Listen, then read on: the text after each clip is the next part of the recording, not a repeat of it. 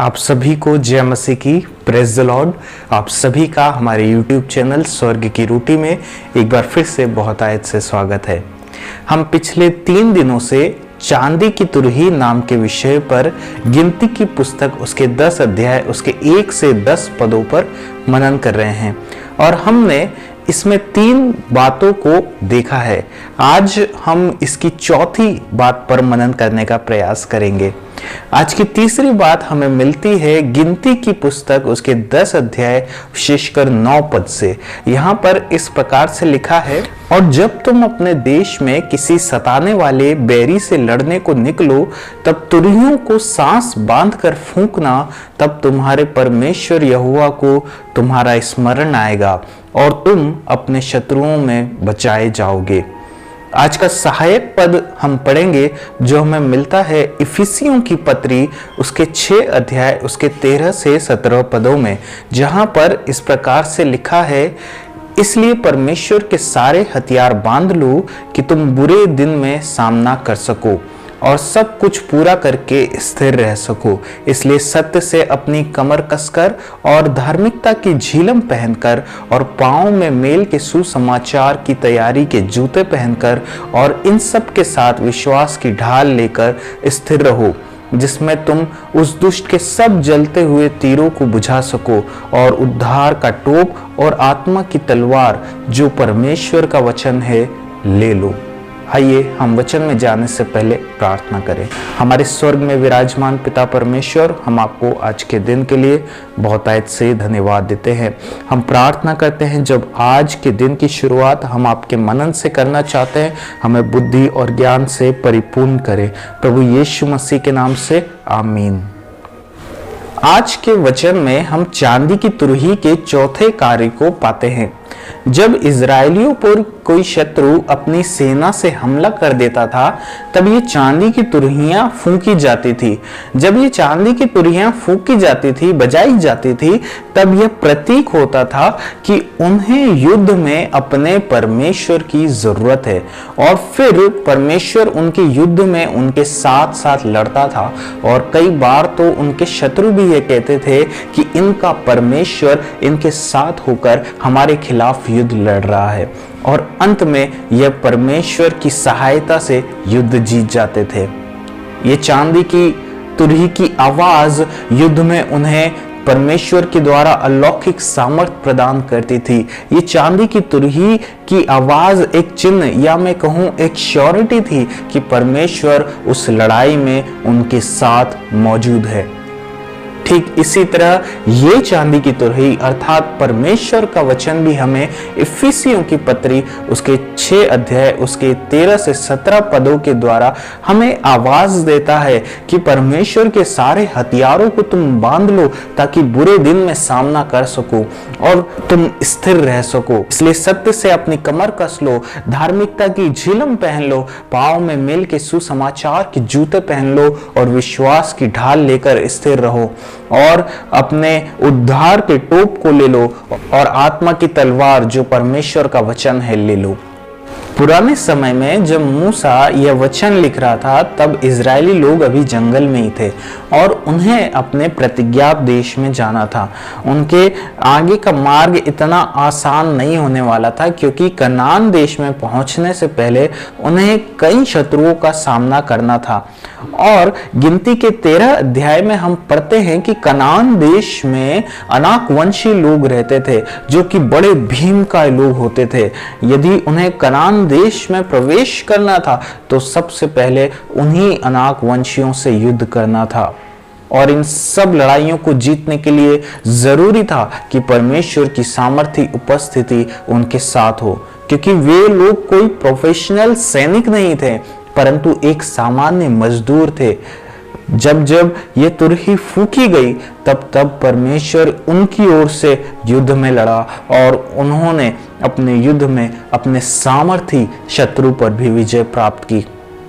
प्रियो, हम सब जानते हैं कि हम भी एक युद्ध को लड़ रहे हैं और हमारा ये युद्ध लहू और मांस का नहीं है, परंतु शैतान और उसकी शक्तियों से है।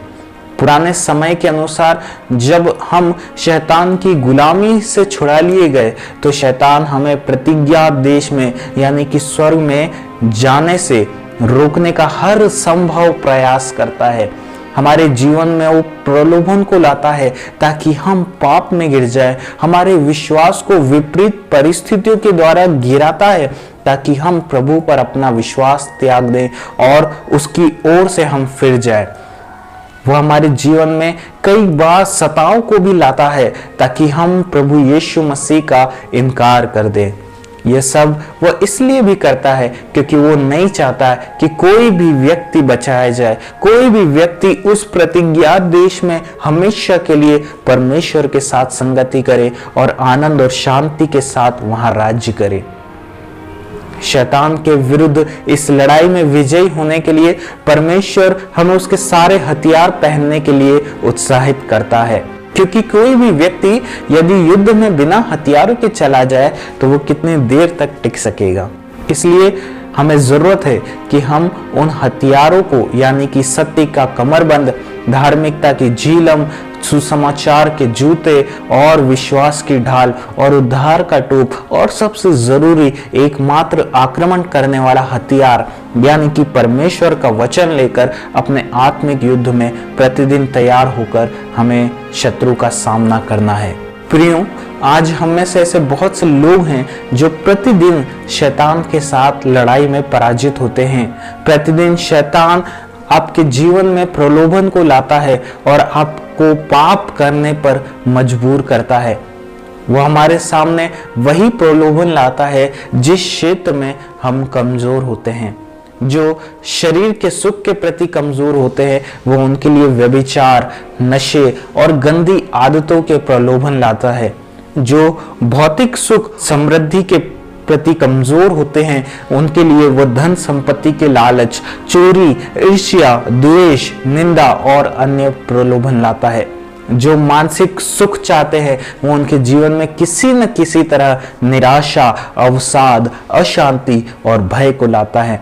जो पारिवारिक या वैवाहिक सुख चाहते हैं वो उनके जीवन में संदेह को लाता है, फूट को लाता है, झूठ को लाता है, आपसी मनमुटाव को लाता है, अविश्वास को लाता है, आपसी समझ की कमी को लाता है और प्रतिदिन लड़ाई झगड़े को उनके बीच में लाता है। और हमारे जीवन में हर एक क्षेत्र में जहां वो देखता है कि हम इसमें गिर सकते हैं, वह उस हर एक क्षेत्र में पाप का प्रलोभन लाता है। लेकिन आज हमारे पास एक आशा है कि परमेश्वर के सारे हथियार हमारे पास उपलब्ध है, विशेषकर वचन की तलवार जिससे हम शैतान के हर एक प्रलोभन का सामना कर सकते हैं। आप देखिए, जब शैतान यीशु मसीह के सामने प्रलोभन को लाया तो यीशु मसीह ने क्या किया? क्या उसने प्रार्थना की? नहीं, उसने शैतान के हर एक प्रलोभन का जवाब इस वचन से दिया।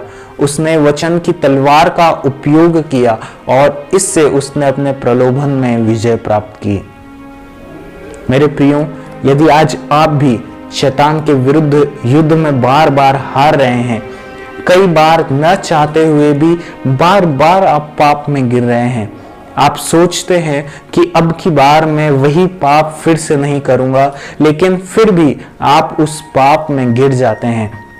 आपके अंदर शैतान ने आपके मन में विफलताओं और टूटे रिश्तों के द्वारा उसको तहस नहस कर दिया है, या आपके वैवाहिक या पारिवारिक जीवन में प्रतिदिन की गलतफहमी और लड़ाई झगड़े के कारण अशांति और तनाव को ले आया है।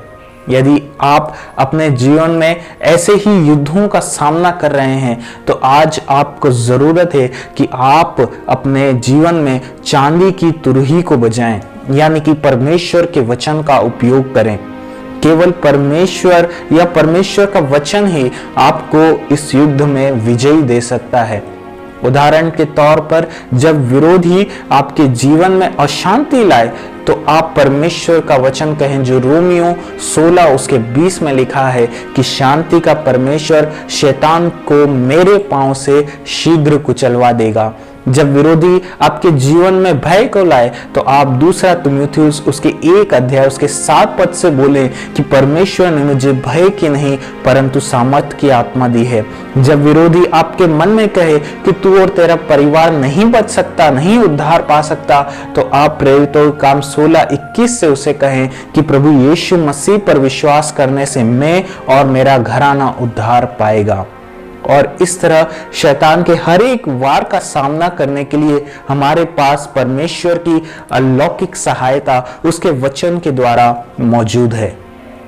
प्रियो, अंत में मैं आपको बस यही कहना चाहूंगा कि प्रकाशित वाक्य के अनुसार हमारा युद्ध प्रभु यीशु के द्वारा ऑलरेडी जीत लिया गया है। यानी कि शैतान हमारे साथ एक हारी हुई लड़ाई लड़ रहा है। उसको स्वयं को पता है कि अंत में उसकी हार निश्चित है, लेकिन वह फिर भी कोशिश करना नहीं छोड़ रहा है। आज परमेश्वर का वचन हमें कह रहा है, हमसे कहता है, हमारा परमेश्वर यहोवा हमारे शत्रुओं से युद्ध करने और हमें बचाने के लिए हमारे संग संग चलता है। और जितने हथियार हमारी हानि के लिए बनाए जाए उनमें से कोई भी सफल नहीं होगा, और जितने लोग मुद्दई होकर हम पर नालिश करेंगे उन सबों से हम जीत जाएंगे। आज आपके युद्ध में परमेश्वर की सहायता मौजूद है। क्या आप इस चांदी की तुरही को सांस बांधकर बजाएंगे? परमेश्वर आपके साथ रहे, आपको आशीष दे। आइए हम प्रार्थना करें। हमारे स्वर्ग में विराजमान पिता परमेश्वर, हम आपको आज के दिन के लिए धन्यवाद देते हैं। हम प्रार्थना करते हैं प्रभु, जो इस वीडियो को देखते हैं उनके जीवन में आप आज आशीष दे। और जो लोग प्रभु बार बार अपने पाप में गिरते हैं, जो लोग बार बार परीक्षाओं और प्रलोभन में गिरते हैं, मेरी प्रार्थना है प्रभु आपके वचन के द्वारा वो उन प्रलोभनों में, उन पाप में विजय पाने वाले हो सके। वो अपने सारे हथियार को बांध ले और यीशु मसीह आपके साथ वो खड़े हो जाए। हम धन्यवाद करते हैं, आपने हमारी प्रार्थना को सुना। प्रभु यीशु मसीह के नाम से मांगते हैं, आमीन। सबको जय मसीह की।